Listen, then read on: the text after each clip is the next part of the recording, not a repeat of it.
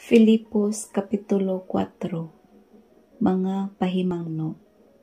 Usa, mga minahal og hinandom kong kaigsuonan, kalipay o garbo ko, paglig-on kamo diha sa Ginoo.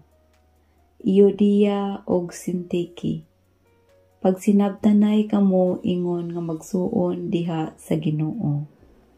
Ug ikaw usab, tinuod kong kauban, tabangi kining mga babayhana kay naghago sila pag-ayo uban kanako sa pagsangyaw sa ebanghelyo uban ni Clemente ug sa tanan kong katabang kansang mga ngalan na sulat sa basahon sa kinabuhi.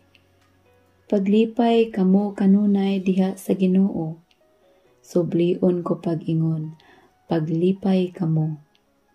Ipakita sa tanan ang malumo ninyong kinaiya, hapit na mobalik ang Ginoo. Ayaw kamo kabalaka sa bisan unsa, kundili pangayua sa Dios ang inyong gikinahanglan, uban ang pagpasalamat sa tanan ninyong pag-ampo. Ug ang kalinaw sa Dios nga dili matugkad sa tao, manalipod sa inyong kasing-kasing ug huna-huna diha sa inyong pagkahiusa kang Kristo Jesus. Sa katapusan mga igsuon, pun-a ang inyong huna-huna sa mga butang nga maayo ug angayng daygon, sa mga butang nga matuod, ligdong, matarong, putli, matahom ug halangdon. Ipakita sa buhat ang inyong nakatunan, nadawat, nadungog, ug nakita diri kanako. Ug ang Dios nga naghatag kanato sa kalinaw mag-uban kaninyo. Pasalamat alang sa gasa. Dako kaayo ang akong kalipay diha sa Ginoo, kay karon human sa taas nga panahon, nakahigayon na usab kamo sa pagpakita sa inyong gugma kanako. Nahibalo ako nga nahangawa gayud kamo kanako, apan wala lang kamoy higayon sa pagpakita niini.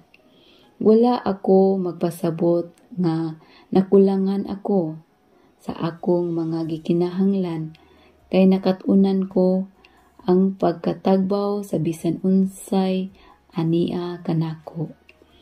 Nasinati ko ang pagpuyo diha sa kawadon ug sa kahamugaway. Nakatunan ko na ang pag-atubang sa bisan unsang kahimtang sa kinabuhi, sa kabusog o sa kagutom, ug sa kahamugaway o sa kawadon. May kalig-on ako sa pagsagubang sa tanan, tungod sa gahom nga gihatag kanako ni Kristo. Apan, dalaygon kamo tungod sa inyong pagtabang kanako sa akong mga kalisdanan. Nasayod, kaayo kamong mga taga Filipos nga sa pagbiya ko sa Macedonia, sa bag-o pang gisangyaw ang maayong balita, walay laing simbahan nga nakig-ambit kanako pinaagi sa paghatag ug sa pagdawat gawas kaninyo. Dili lang kay kausar ako ninyo padad-i ug hinabang sa dihang nagkalisod-lisod ako dito sa Tesalonica. Dili kay gasa ang akong gipangita, kundili ang bunga nga makapabulahan kaninyo. Nadawat nako ang tanan ug sobra pagani. Sangkap na ako sa tanan kong gikinahanglan, karon nga nadawat ko na pinaagi ni Epafrodito ang tanan ninyong mga gasa. Sama kini sa usa ka humot nga halad sinunog ngadto sa Dios. Usa ka halad nga makapahimuot kaniya. Ug ang akong Dios magsangkap sa tanan ninyong gikinahanglan sumala sa naghingapin niyang bahandi diha ni Kristo Jesus. Daigon ta ang atong Dios ug Amahan hangtod sa kahangturan. Amen. Mga pangumusta. Ipangumusta ako sa tanang katawhan sa Dios nga iya ni Kristo Jesus. Nangumusta kaninyo ang akong mga kauban diri.